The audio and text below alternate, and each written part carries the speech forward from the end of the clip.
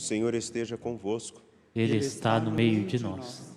Proclamação do Evangelho de Jesus Cristo, segundo Lucas. Glória a vós, Senhor.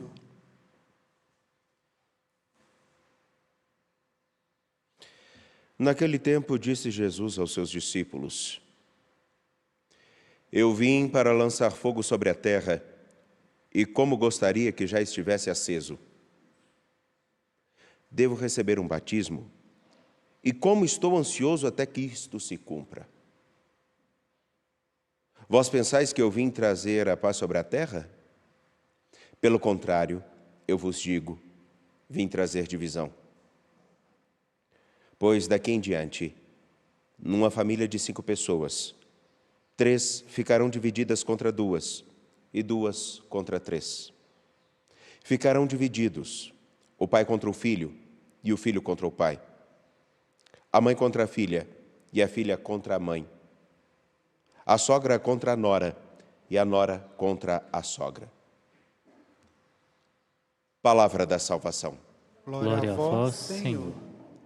Por favor, fiquem à vontade. Cumprimentando a todos aqui presentes, em especial os frades missionários, frades menores missionários também, Padre Frei Francinaldo, da paróquia Nossa Senhora Auxiliadora, no bairro João Pinheiro, vocês que aqui estão, alguns filhos que são bons e a casa tornam a vir.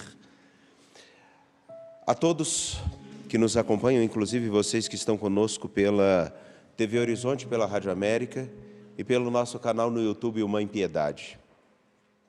Que Deus abençoe e guarde a cada um e os fortaleça.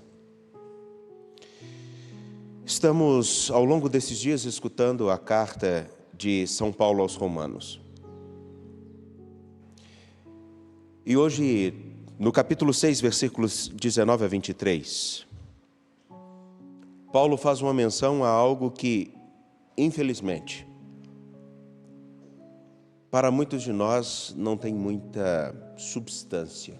Eu vou explicar o porquê.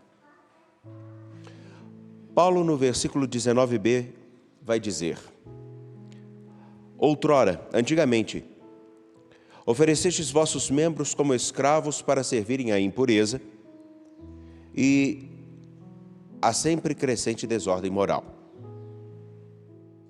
Pois bem, agora, colocai vossos membros ao serviço da justiça, em vista da vossa santificação.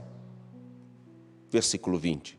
Quando éreis escravos do pecado, estáveis livres em relação à justiça. Paulo escreve para um grupo de pessoas que conseguem definir exatamente o que é a sua vida antes e depois de terem se encontrado com Jesus Cristo. Por isso que essa fala tão incisiva e de modo tão categórico, vocês conseguem fazer uma avaliação de como foi a vida de vocês antes de Cristo.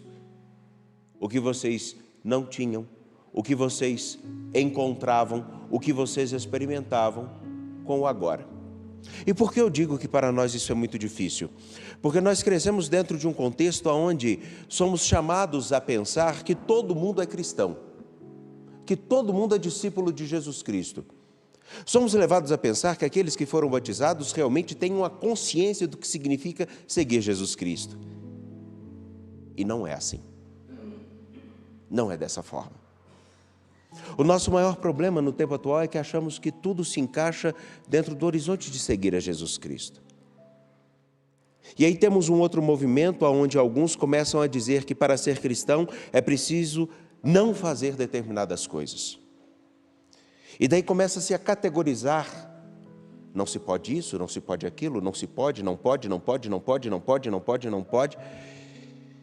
Mas o ponto central do que Paulo apresenta a carta aos Romanos não é o que se deve deixar de fazer, é o que se assume viver cada dia, porque se encontrou com Jesus Cristo e percebeu o que se ganhou.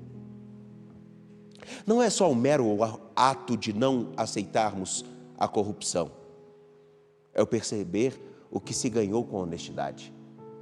Não é o simples fato de não adorar determinados deuses, de ter determinadas coisas. Alguns, inclusive, perdem tempo em falar sobre estátuas outros quanto àquilo que nós precisamos, o modo de nosso proceder numa liturgia, ou aonde devemos ir. Outro dia escutei uma pessoa perguntando: será que eu posso participar de determinadas festas? Não é esse o quesito. O quesito principal é: porque eu encontrei a Jesus Cristo e Ele me mostrou o tamanho da vida e a riqueza do que significa caminhar com Ele, eu faço uma opção clara. O que me faz viver uma verdadeira liberdade? O que me faz viver com a dignidade de filho de Deus? O que faz com que eu promova essa dignidade nos outros? Bom, necessariamente podemos ser escravos de muitas coisas. Podemos ser escravos dos amores que parecem ser tão fecundos, tão bons, mas que ao pouco nos aprisionam e nos sufocam.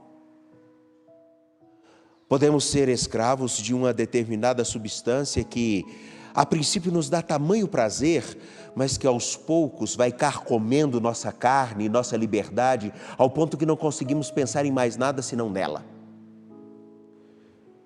Podemos nos tornar escravos daquilo que vem e enche os nossos bolsos ou a nossa conta bancária, mas nos tira a liberdade de olhar nos olhos de qualquer outra pessoa sem medo. Podemos inclusive ser escravos de uma aparente religião, aonde nós não somos levados a pensar: se Deus me criou livre, se Deus me deu felicidade, se Deus me deu condições de conhecer o mundo inteiro e me disse que tudo posso,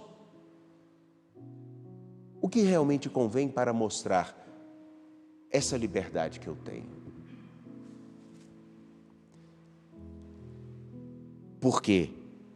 E reafirmo, é tão difícil entendermos o que Paulo fala, porque não conseguimos fazer uma diferença básica entre eu ter encontrado com Jesus Cristo verdadeiramente, encontrado essa liberdade que acabo de falar, e vivermos todos os dias com o aparente status de cristãos.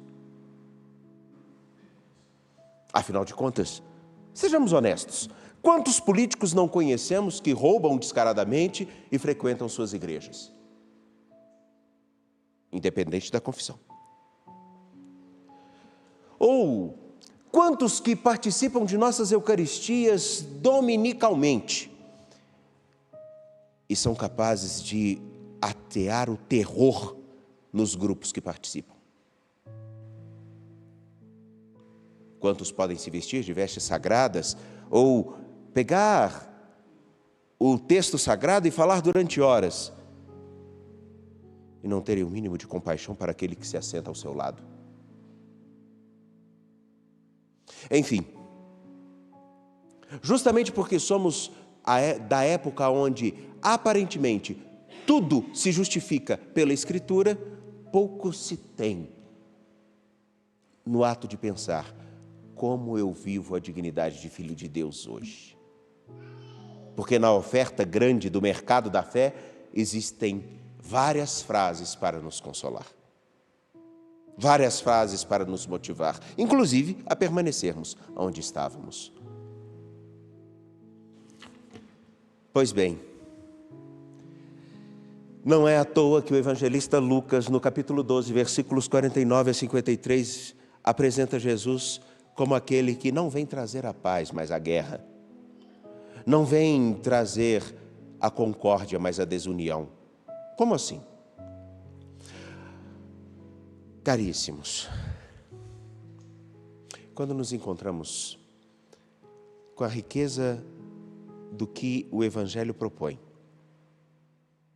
com a vida que somos chamados a experimentar cada minuto, com a seriedade do que significa realmente ser livre, que é ter a responsabilidade por suas escolhas, e perceber que nossas escolhas podem sim interferir na liberdade e na vida de outros. Quando nós entendemos que não dá para simplesmente ficarmos na fala, mas é necessário uma conduta correta conforme aquilo que nós dizemos acreditar, as divisões começam a se interpor. Na verdade, a divisão já começa no fato de, tendo conhecido a profundidade do Evangelho, do Deus que se encarna e vem ao nosso encontro, que dá a sua vida por nós e nos chama, aonde quer que nós passemos, a demonstrar a sua presença, nós entendemos que aí existe uma divisão. Que não é a divisão onde nós precisamos discorrer sobre o que as pessoas não devem viver. Não é aquela prática de reflexão ou de apresentação do Evangelho onde está mais marcado: você não deve isso, você não deve aquilo, você não pode se encontrar com uma pessoa que não é o seu marido e por aí vai. Não é esse tipo de discurso. É o discurso muito simples que talvez quando nós experimentamos e olhamos no olho de alguém com profundidade dizemos: você é livre de verdade? Você é livre mesmo? Ninguém te rouba? Nem aquele namorado que te prometeu amor eterno, mas ainda assim te oferece infidelidades constantes no descaso. Você é livre de verdade, inclusive quando você recebe determinadas coisas que não são suas, as repassa. Você é livre para olhar no olho daquele que falta, e falta porque você ajudou alguém a desviar um determinado recurso? Você é realmente livre, discípulo de Jesus Cristo, ao ponto de olhar para o seu maior inimigo e, tendo todos os motivos para odiá-lo, não oferecer a ele o pior que você pode, mas o melhor? Você realmente é livre quando te oferecem a pior face e não se iguala àquele que te ofereceu o rosto rosnento. Enfim, eis a divisão que o Senhor apresenta. Não é a divisão onde nós excluiremos as pessoas. Não precisamos fazer isso. Mas é aquela divisão tão simples que acontece quando me oferecem a corrupção, eu escolho a honestidade. Essa. Enfim. Caríssimos, nessa liturgia, uma única pergunta. Nós realmente conseguimos identificar o que significa de ganho e de riqueza, vivendo o Evangelho, procurando viver um cristianismo com seriedade, que não se apegue em dizer o que os outros não devem fazer, mas que assume viver o melhor todos os dias? Somos esses ou somos aqueles que se preocupam com tudo, até com o que não devem fazer, e porque estão tão preocupados com o que não podem fazer, esquecem de viver o que é preciso? Somos o rosto de Cristo? Ou só mais um rosto? Essa é a pergunta crucial.